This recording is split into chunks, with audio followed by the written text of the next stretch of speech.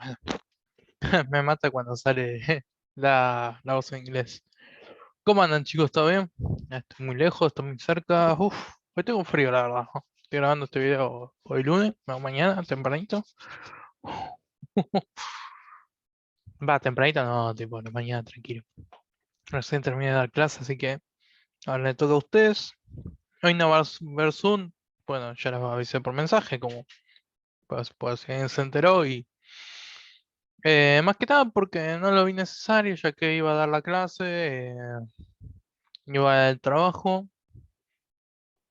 Así que tengo dos tipos de trabajo para esto. Uno que para los que tienen conectividad y otro para los que no. Digamos, eso es bastante obvio. No sé si para los que tienen conectividad, bueno, no conocen a alguien o está cerca. Yo lo que hago es mandar trabajo para los cuadernillos, así que preocúpense eso. Después tenemos un trabajo que vamos a tener en base a este video y bueno, bibliografía y demás. Principalmente esto.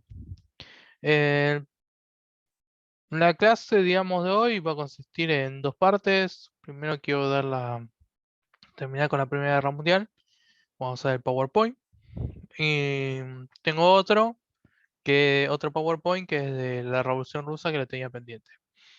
Así que el trabajo va a consistir en tanto en la Primera Guerra Mundial, creo que me picó un mosquito acá, pero no se ve. De la Primera Guerra Mundial y la Revolución Rusa.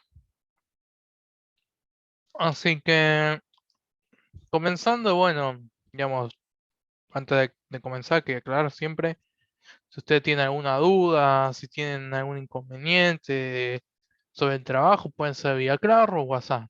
Si quieren conteste rápido, WhatsApp. Si no quieren mensajearme por WhatsApp, pueden hacerlo por Claro. Si no quieren usar Claro ni WhatsApp, me pueden contactar por mail. Siempre voy a contestar y lo más rápido posible. Siempre, así que no se preocupen por eso. Ah, perdón, estoy con un tema en mi cabeza. Hoy cobré, pero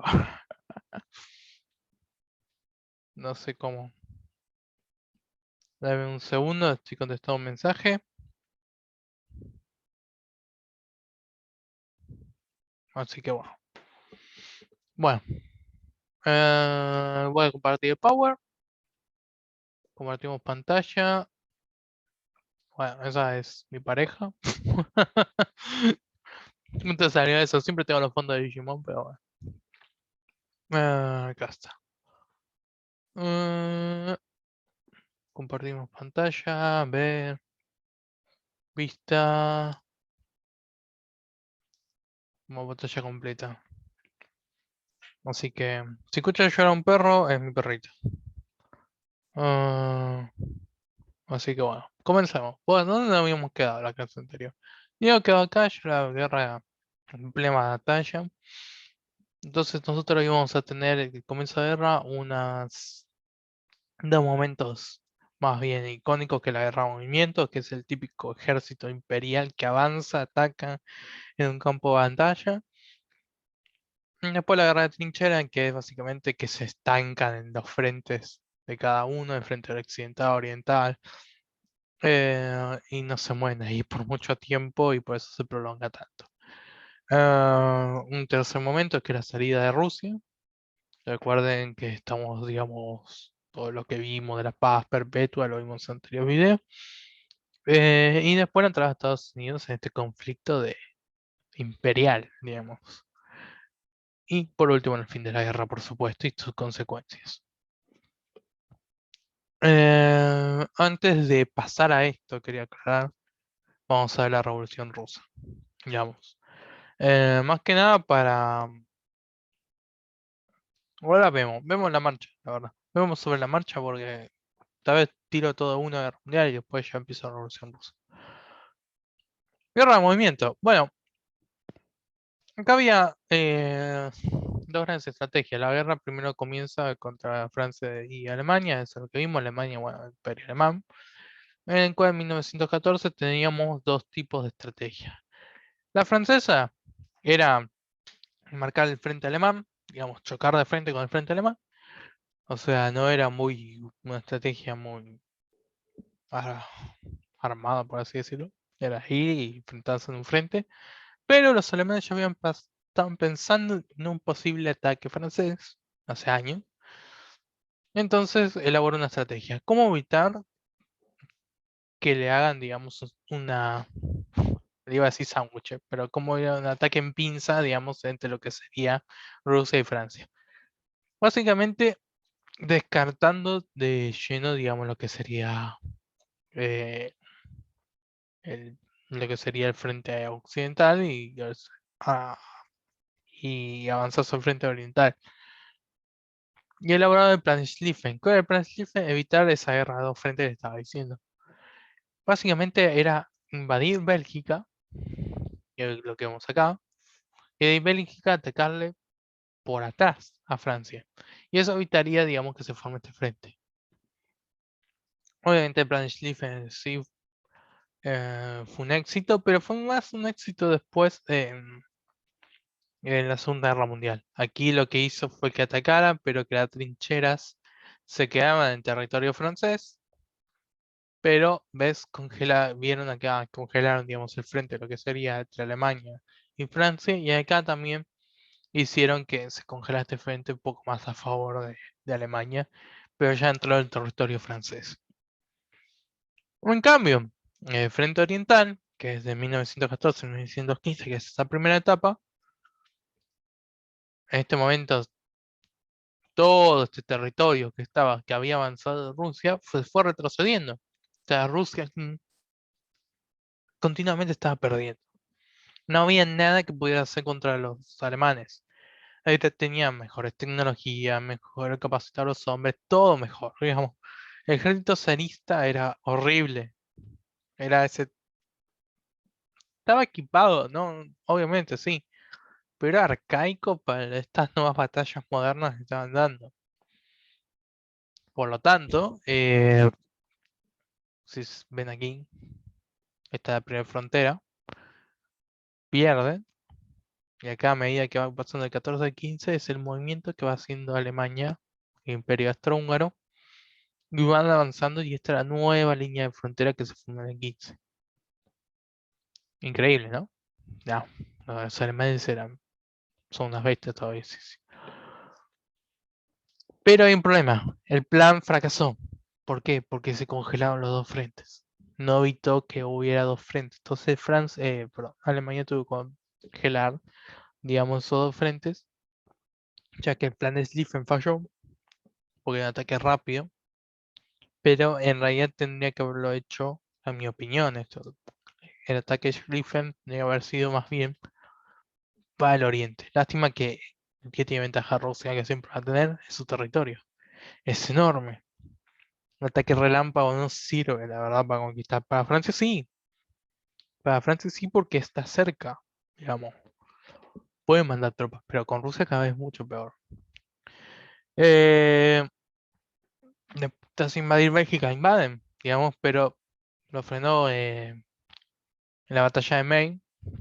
Los franceses lo frenan y es imposible, digamos, que sigan avanzando. Y ahí es donde se ponen, digamos, estos primeros frentes donde se instalan, digamos. Son batallas decisivas se detiene y eso hace que, digamos, se congelen los frentes. Los rusos, como bien ahí dicen, o sea, avanzan, ganan, pero después empiezan a perder todo. Es como metes un gol, pero después te comiste siete. O sea, nada que. Si hay una relación, un ejemplo con la realidad, yo no me hago cargo. Por lo tanto, esto es importante, una vez que terminan estas batallas de movimiento, pasa a las de posición. Por lo tanto, ¿qué significa una guerra de posición? Es básicamente que se estabilizan los frentes. O sea, nadie avanza sin grandes pérdidas y nadie, o sea, lo que sería, nadie avanza sin perder una gran cantidad de hombres y a su vez es estable, digamos, no se mueve. Y por lo tanto se crean las trincheras, que es lo principal de esta nueva fase. Casi la mayoría fue así.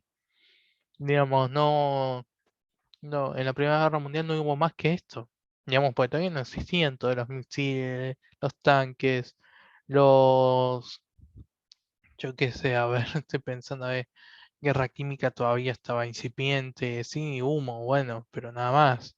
Em, ¿Qué más? Aviones, sí, pero como había dicho en la clase anterior, eran de papel, digamos. Te ponías abajo de esto y moría uno o dos, pero seguía.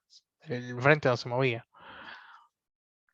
Una de las trincheras, por ejemplo, que es va desde Suiza hasta el Mar del Norte, 800 kilómetros, continuamente lleno. Acá donde dormía, acá donde tomaba agua, con el frío, invierno, barro, totalmente. Está la tierra, que es el párpado, esto es una forma de trinchera, digamos. Está bueno, estaría bueno que lo dibujen, tal vez una actividad. Eh, Paso de fuego, básicamente acá, acá era donde se resguardaban para que, bueno, no cayera un casquillo y demás. Después, trinchera de apoyo de reserva, era lo mismo. Estaba acá al frente, acá se resguardaban. Acá donde ellos se cubrían, digamos, para, para dormir y todo, parecido a esto. Y aquí es donde está la tarima para pasar, porque si no se embarraban todo, era todo madera, digamos. Ojo, tirabas una chispita ahí y ¡boom! No, obviamente la madera estaba húmeda y no se iba a encender así fácil, pero eh, digamos, tenemos todos dos tipos de trinchera. Que lo traigo a colación más que nada para que ustedes vean que, digamos, era difícil la vida de un soldado enfrente. Esta, bueno, otra foto que tenemos, digamos, de la época. Como pueden ver, esto es una imagen más de mil que... Ay, Dios, no me sale, me trabo todo. Una imagen vale más que mil palabras. Básicamente, acá tenemos una trinchera, un soporte, una vía. Ustedes creo que el taller se lo deben saber. La gente durmiendo donde puede, en el piso. Acá ya la tarima está tapada por tierra.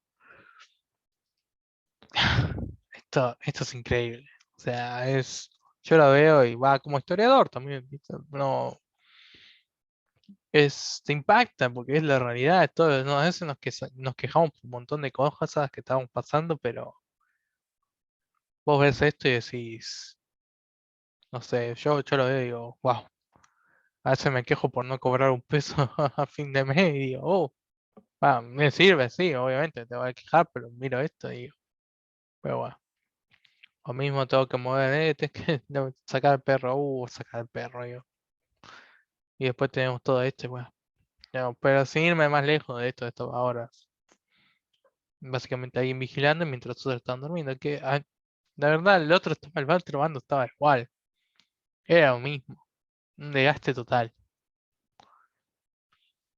Veamos otra fase de... En las trincheras, a la hora del ataque, se está preparando. Los hombres se alinean, siempre en silencio, con una manta cruzada. El barbuquejo del casco en el mentón, apoyados sobre sus fusiles. Observo sus caras crispadas, perdón, pálidas, profundas. No son soldados, son hombres. No son aventureros, guerreros, hechos para la carnicería humana. Son trabajadores y obreros, los que pueden reconocer en el interior de sus uniformes. Están preparados. Esperan la señal de la muerte y de la matanza. Pero se ve contemplado sus figuras entre las líneas verticales de las bayonetas, que son simplemente hombres. Cada uno de ellos sabe que va a ofrecer su cabeza, su pecho, su vientre, su cuerpo entero, completamente desnudo, a los fusiles apuntando con anticipación, a los abuses, a las granadas amontonadas y preparadas, y sobre todo a la metódica y casi infalible ametralladora. A pesar de la propaganda que se le inculca, no están estimulados. Son, por encima de todo, un arrebato instintivo. Sé lo que hay un sueño y de miedo, de adiós en su silencio, en su inmovilidad, en la máscara de calma que le oprime sobrehumanamente el rostro. Creo que esta frase se dice por sí solo, digamos. O sea, eran como nosotros, trabajadores, de verdad. Se ofrecieron para una guerra que pensaban que era corta, terminó siendo un infierno. Cada vez que sonaba la alarma, si vos tenías que avanzar, como había dicho antes, de una trinchera, avanzar la trinchera, que encima había que cavar la trinchera o tomar la trinchera enemiga, había grandes pérdidas. Sonaba el silbato y vos tenías que ir corriendo hasta el otro lado. Era,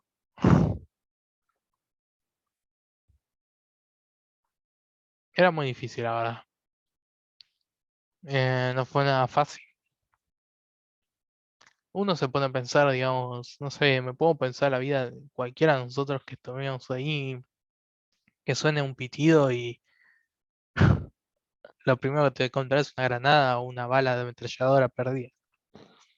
Pero bueno, digamos, es la época. Fue la guerra y así se vivió. Y así estuvo la pérdida. Obviamente más en la segunda que en la primera. Ya vamos a ver eso.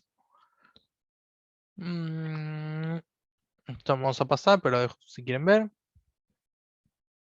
Esto es el frente occidental. Los celeste o azul, no sé cómo lo van a ver, son los aliados del Imperio Centrales. Países neutrales, los Países Bajos, Suiza. Esta fue la línea de la naranja, la línea de avance alemán. Que no estoy viendo acá la línea de avance alemán.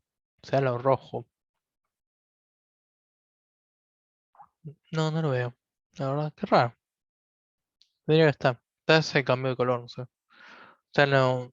Cuestión que, bueno, son las líneas de trinchera, básicamente cómo se movían, digamos, esto casi ni se movió, la verdad, hasta que fueron los avances de los aliados, los alemanes al principio, la primera parte de la guerra, sí lograron traspasar las trincheras, pero una vez que llegaron los aliados, después del 17, de Estados Unidos, digamos, el bando de los aliados, pudieron ganar. Pudieron ganar los franceses, obviamente, y expulsar a los alemanes, obviamente. Todos sabemos cómo terminó la guerra. Pero realmente los franceses la tuvieron difícil. Aparte, porque en el 17 también Alemania ya tiene solo un frente y se puede centrar, digamos, en lo que sería en frente occidental, es cuando, digamos, avanza totalmente sobre Francia. La tendré interrumpida por la guerra de desgaste. Esto es importante saber porque había fechas, por ejemplo, también, que se usaron como amnisticios, digamos. Navidad, días para velar o quemar a los muertos. Eh, Eran paz, digamos que tenía, pero en definitiva la guerra de trincheras fue un desgaste total y los números hablan por sí solos. Casi, no sé, parecen muertes de coronavirus hoy en día, pero bueno, en Verdún, que fue una de las guerras más importantes, una de las batallas en verdad más importantes, quiero decir. En esa batalla murieron 270.000 soldados franceses y 240.000 soldados alemanes. 30.000 de diferencia. Fueron grandes pérdidas igual para ambos bandos. Me fui para ver. Sí, me fui ahí. Ahí está. En el frente occidental, los ejércitos se atrincheran, cruentas batallas, Verdún, Somme, que producen avances significativos. Digamos, como ya dije, las imágenes tanto de Verdún y Somme. Me olvidé decir que son un poco fuertes las imágenes. Pero, como dije, cada avance, cada gran avance trae consigo grandes pérdidas para ambos bandos. Es continuo en esto. Y tal vez tomaban, si usted, 100 kilómetros. No, no es nada. O sea, en términos de como mucho. Tomabas una trinchera, pero la perdías al otro día.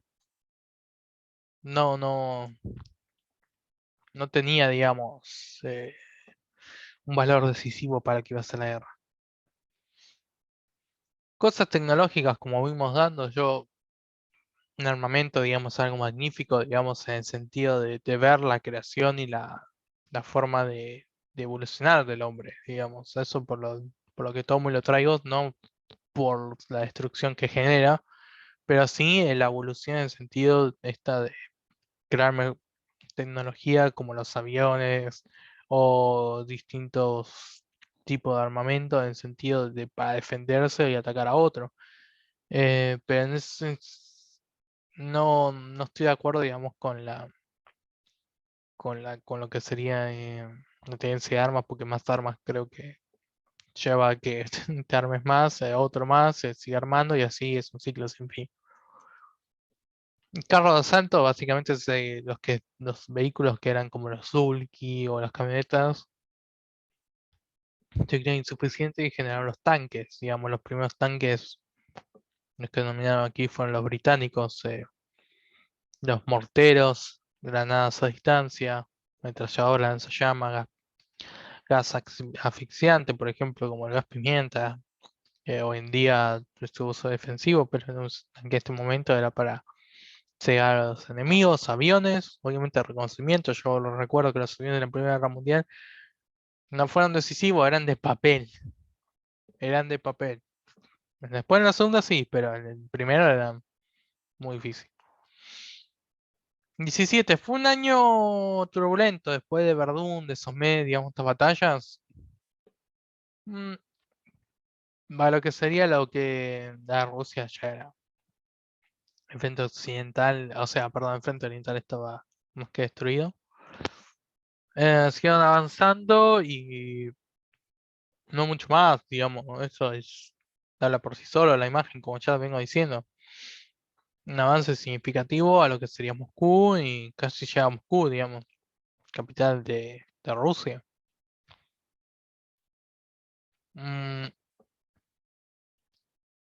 de un segundo, para que dejar, quiero parar esto, ahí está.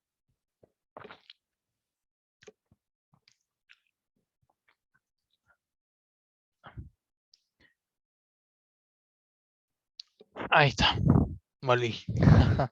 Eh, lo importante de este año es la paz, Brest-Litovsk, que básicamente se recuerda a Brest-Litovsk. Es una paz que se firma entre Alemania y Rusia, básicamente para cesar el frente. eh, lo que hace Alemania que se retire, digamos, obviamente consiguiendo tierras a su favor, pero con lo que vemos un nuevo frente, no toman, no llegan a Moscú, pero digamos se quedan con lo obtenido y pierden esa porción de tierra y se retiran luego para poder ir al frente occidental. Obviamente este año se desencadena la Revolución Rusa.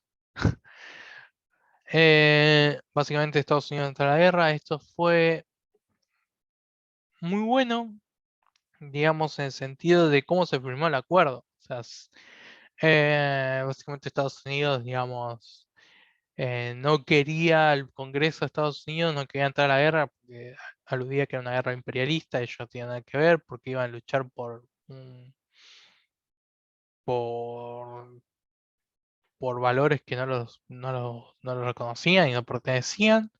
Fue una lucha muy cruenta políticamente en ese sentido eh, para poder, digamos, llevar a cabo. En definitiva, llega a Estados Unidos después de todo, digamos, esta burocracia política que nosotros hoy en día vivimos también. Cuestión que, bueno, Estados Unidos entra en el 17, cambia la balanza de poder que tenía, digamos, ahora los aliados una vez más. Y el mensaje de guerra del presidente Wilson, esto es importante, el día 3 de febrero les expuse el anuncio hecho por el gobierno imperial alemán, que dice que utilizará sus submarinos para hundir todos los barcos que se acerquen a cualquier puerto de Gran Bretaña, Irlanda o a las costas occidentales de Europa o a cualquiera de los puertos controlados por los enemigos alemanes del Mediterráneo. Ahí se bancos, pero es barcos de todas clases y cualquiera que fuera su bandera, su carácter y su carga, su destino, su misión, han sido enviados al fondo del mar sin ninguna advertencia, sin un solo pensamiento de ayuda para sus pasajeros. Fueron barcos de países beligerantes o de países neutrales. La guerra submarina alemana contra el comercio es una guerra contra la humanidad. Se han hundido barcos americanos y se han perdido vidas americanas. ¿Qué usa de excusa el gobierno de Estados Unidos para entrar? Básicamente que el bloqueo marítimo de submarinos, que se crea que hay una clase de anterior, inunda dos barcos civiles. Obviamente que es cruento, obviamente, pero lo usan como propaganda para decir que el imperio alemán es el enemigo. Que es verdad, las vidas se perdieron. Ojo, si no me equivoco, era uno comercial, que sigue siendo civil, pero uno con pasajeros civiles. Eso lo tomó el gobierno, digamos, Estados Unidos para entrar a la guerra. Con absoluta conciencia del carácter solemne de la decisión que acabó de tomar y de las graves responsabilidades que esta decisión comparta, pero obedeciendo a lo que considero mi deber constitucional, aconsejo que el Congreso declare que la reciente conducta del gobierno imperial alemán no es sino un cambio de dirección de la guerra contra el gobierno y el pueblo de Estados Unidos. Propongo que el Congreso acepte la posición del beligerante. Ahí está. Mensaje de guerra del presidente Wilson el 2 de abril de 1917. Una vez entrada la guerra, un montón de batallas, digamos, últimas ofensivas alemanas para recuperar de nuevo sus territorios que había perdido. Estos son va y viene de trincheras, llegan a los Estados Unidos, ponen la balanza al favor de Francia y directamente con toda esa fuerza no tiene mucho que hacer Alemania. Últimas ofensivas alemanas en la primera mitad de 1918, el contraataque aliado que derrota a los alemanes en todos los frentes. Básicamente entra por Italia, por Grecia. Básicamente los rodean a los alemanes y ya no tiene mucho que hacer. Consecuencias, eh, en Bulgaria el 29 de septiembre de 1918, Turquía el 31 de octubre de 1918 son las derrotas significativas y los armisticios. O sea, básicamente cuando ya digamos se rinden. Últimamente Alemania el 11 de noviembre. Y ahí este es el fin, digamos, de los imperios centrales que nosotros vimos en las primeras clases. Eh, Básicamente como quedan desmoronados los principales imperios. Eh, Ahora la Unión Soviética, digamos, pierde parte de su territorio, que se divide en Estonia, Letonia y Lituania, Polonia, una vez de nuevo unificada, después de la división que se hicieron ya antes de lo que nosotros vimos en la época moderna. Rumania también queda, digamos, algo dividida, digamos, pero queda Hungría, Checoslovaquia queda unificada, que después, bueno, lo vamos a que eh, Austria, Yugoslavia, Alemania también pierde gran parte de sus territorios, Francia obviamente gana su Arena. Tratado de Brest-Litov, que es lo que nosotros habíamos visto entre marzo de 1918, entre Rusia bolchevique y los imperios centrales. Eh, Básicamente estos fueron los lugares que habían perdido, que tuvieron que ser Alemania y ahora se independizaron. Esto fue por pedido, digamos, también de Estados Unidos. No ingresa a la Sociedad de las Naciones básicamente porque se retiró la guerra. Como una cobarde la vieron y por lo tanto no entraron en la negociación del repartizaje de las compensaciones de la guerra. Los 14 puntos de Wilson, esto no lo vamos a ver, pero es importante, digamos, cómo es para mantener la paz y cómo debería ser, digamos, para llevar la democracia a estos países. Si bien no los vamos a ver, acá los tengo mencionados, no es algo que voy a preguntar, pero por lo menos para que ustedes lo tengan, la propuesta tal lo más importante ah, es lo primero, la provisión de la diplomacia secreta en el futuro. Básicamente los acuerdos tienen que ser lo más transparente posible. Mm, Bueno, la reducción de armamento, pero Segunda Guerra Mundial. Las puertas, bueno, Polonia, Estado independiente, digamos, yo creo que todos son importantes para un cierto punto, pero lo que nosotros vemos acá, que finaliza la Belle Époque, la Realpolitik, la paz perpetua, es el número uno, ya no la diplomacia secreta. Mm, no, esto no. Después, bueno, ¿qué pasa cuando finaliza la guerra? Le cae con toda Alemania. Suena un poco duro, porque me están mandando un mensaje de otras escuelas. Suena un poco duro, pero es así, digamos. El Tratado de Versalles son imposiciones de lo que debe pagar Alemania digamos, por toda esta, la repercusión de la guerra. Básicamente, en Versalles hay tanto condiciones políticas para Alemania como condiciones militares y las reparaciones de la guerra. Las condiciones políticas de la cesión de territorios de Alemania, de Alsacia-Lorena, que va a Francia, del corredor polaco, que va a Polonia, de Open Malevi, que va a Bélgica, y. Uy, ese no me lo sé, perdón. Schleswig, ese no me lo sabía. Schleswig, qué buen nombre. Si tengo un hijo, lo voy a llamar Schleswig. O un segundo perro, lo voy a llamar Schleswig. Boom. Ah, no, que está bueno, ¿no? A Dinamarca. Disgregación del imperio austrohúngaro, bueno, obviamente, eso ya sabíamos. Cesión de territorios turcos, tratados, bueno, me vale que me digas cesión de los territorios turcos y cesión de territorios búlgaros. Básicamente todos los que perdieron los dividieron y los repartieron a distintos países para ya no tener el mismo poder. Condiciones materiales, objetivos, seguridad de Francia, obviamente. Abolición del servicio militar, reducción a 100.000 hombres del ejército alemán y desarme vigilado por la sociedad ancestral. Básicamente controlaban su ejército. O sea, impensado hoy en día que pase eso. Ocupación interaliada. ¿Qué es ese sonido? Interferencia, un fantasma parece. Ocupación interaliada en la orilla de la izquierda del Rin.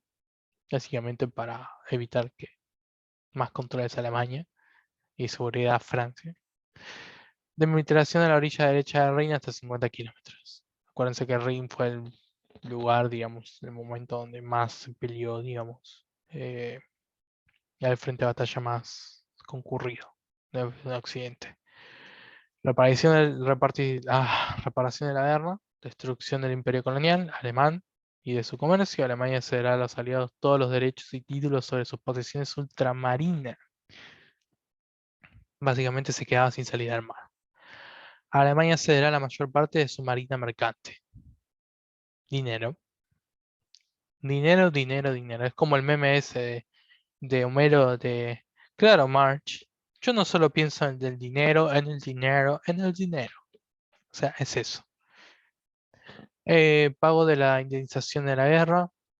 Cesión de propiedades de Alsacia y Lorena, eso ya lo vimos. Sarra y Silesia, básicamente todo. Todo eso, todo lo que producía iba ahí. Obviamente Alsacia y Lorena ahora pasa a Francia, así que ya no queda. Es un punto que, digamos, se contradice. Vos decís, bueno, Francia se queda con esto, pero lo que produce esto se va para pagar la deuda y vos te quedás, pero ya se lo dimos, o sea, ¿cómo le vamos a pagar la deuda si no tenemos eso? Bueno, pago de reparaciones por los efectos de la guerra sobre las personas y las cosas. Acuérdense que fue una guerra de trincheras, no llegó a ser una guerra total, en el sentido de que no, hubo pérdidas civiles al principio, pero con los bloqueos, pero no se luchó en ciudades, como vimos. Pago de las reparaciones sobre los efectos de la guerra sobre las personas y las cosas. La suma total de las reparaciones alcanzó la cifra de 6.500.000 libras o 1 billón de pesetas. Barato. Acá vemos las pérdidas alemanas temporales de Alemania, digamos como ya habíamos visto. Esta es una foto del Imperio Alemán en 1919. Bueno, más Imperio Alemán hoy día Alemania. Un poco distinto, como que le faltan partes. Saint-Germain, el Tratado de Saint-Germain, la desintegración del Imperio Austrohúngaro. Nuevo tratado, Austria, Hungría, Checoslovaquia, todo lo que vemos, toda esta fragmentación que vemos acá, es lo de Hungría, Austria, parte de Checoslovaquia, para reparación de lo mismo y limitación del ejército, igual que Alemania. Desintegración del Imperio Austrohúngaro, para reparaciones, lo mismo. Tratado de Sevres con Turquía, ratificación de Lausana. Esto también me interesa más bien como vean que quedan los mapas en esa época, antes y después, como que hay más color, ¿no? Muchas manos en un tarro, no sé dónde va la plata. Eso es lo que me dijo mi abuelo y lo mismo acá. Muchas manos acá, muchos, digamos, era obvio, digamos, esto iba a pasar para que no vuelva a pasar lo que pasó con Alemania y con el Imperio contra un húngaro y lo mismo con Rusia. ¿Quién sabe qué pasó? Pasó de nuevo en la Segunda Guerra Mundial. Así que muchos no lo evitaron, digamos. Le voy a dar un spoiler. Las reparaciones, aunque no lo parezcan, fueron muy difíciles de costear para Alemania. Muy difícil. Se crea la Sociedad de las Naciones, digamos, como un organismo internacional compuesto por 45 países, digamos, quien lo propone Estados Unidos, pero no está Estados Unidos. Otra diferencia que había con la hoy Organización de las Naciones Unidas, no tiene ejército propio. Así que la verdad, digamos, muy poco podían hacer. Las sanciones tampoco las acataban los demás países, obviamente con el objetivo de seguridad colectiva, arbitraje en conflictos pueden volverse a suceder, con la intención de un desarme, pero como ya dije, no ingresa a Estados Unidos, no ingresa a Alemania y no ingresa a la Unión Soviética. Consecuencia de la guerra, las consecuencias demográficas, pérdidas millonarias en el sentido de millones en vidas. Miles de personas mueren de hambre después de la guerra, así que digamos, no se acabó solo con la batalla. Muchas enfermedades también, digamos, tuberculosis, ¿cómo sería? Gripes, malnutrición, efectos también de colaterales de la guerra en el sentido de psicológicos, y obviamente muertos. O sea, esto, inválidos, sin piernas, sin brazos, sin ojos, tal vez sin. No. Y esto no es nada con comparación a lo que va a pasar en la segunda. Consecuencias políticas y territoriales, el sistema geográfico vigente, al igual que el liberalismo, perdieron su prestigio. El miedo del comunismo tras la triunfa de la Revolución Rusa indujo a los estados a tomar medidas de detrimento de los derechos de los ciudadanos. Nos vamos para Europa, como ya hemos visto, un antes y un después. Consecuencia de la guerra económica y sociales, escasez de materia prima. Obviamente, una vez que termina la guerra, todo se volcó a la guerra y ya no había para la producción nacional. Destrucción de millones de hectáreas de cultivo de ciudades y de líneas ferroviarias. Eso en el frente alemán fue devastador. Necesidad de ayuda externa, endeudamiento, es lo que vamos a ver con el posterior a la posguerra con el plan Marshall. ¿Marshall era? No, un segundo. Era Marshall, sí. Sí, si me equivoco es el plan Marshall. Porque después en el 45 fue todo Bush, así que no, plan Marshall. Países vencidos, reparación de la guerra. Era imposible de saldar las reparaciones. Era algo por castigo, se decían, digamos. Inflación y sentencias sin precedentes, agitación social, huelgas en todos lados, no solo en los países perdedores, sino también en los que ganaron. Nuevo rol de la mujer, digamos, aquí donde aparecen, digamos, el principio, digamos, no digamos los movimientos feministas todavía, pues es en el 60, pero sí es el momento en que el sector de la mujer hace un clic y dice, momento, yo puedo hacer lo mismo que el hombre. Puede sonar raro hoy en día, obviamente tal vez las chicas me están mirando, o mismo los chicos digan cómo no lo veían en ese momento y no estaba mal, digamos, el hombre era el que se encargaba de todo, no sea machista. Hoy usted me puede decir, hoy sigue siendo, sí, hoy sigue siendo, pero no con los mismos parámetros que tenías en ese momento. Pero en esa época es cuando, digamos, se da un clic, que digo, y dice ciertos grupos de organización mujeres empiezan, digamos, a ver que, o mujeres individuales, pues a ver que ellos podían hacer más de lo que estaban haciendo ahora. Y una de las cosas es la moda, digamos. Gráfico, digamos, del coste de las guerras económicos, los déficits de cada país. En síntesis, la época de la paz armada, grandes alianzas, triple alianza, de todo lo que vimos. Y la triple entente, cómo se fue dando, digamos, las crisis políticas hasta llegar a la guerra, ¿se acuerda con la otra que rebalsó el vaso, que fue el asesinato de Sarajevo, y digamos todo cómo se fue explotando los distintos tratados y yo te declaro la guerra a vos, no, yo a vos, ta, ta, ta, ta. Y después la síntesis de la Primera Guerra Mundial, los factores militares, políticos, eh, todo lo que ya venimos viendo. Esto, digamos, los tratados, todos los tratados que se hicieron con cada país, el objetivo del tratado, el resultado, básicamente la imposición que también ya vimos. Y aquí finaliza, digamos, esta primera parte y ahora después va a tener Rusia, Unión Soviética, ahora que ya lo estoy por Soviética.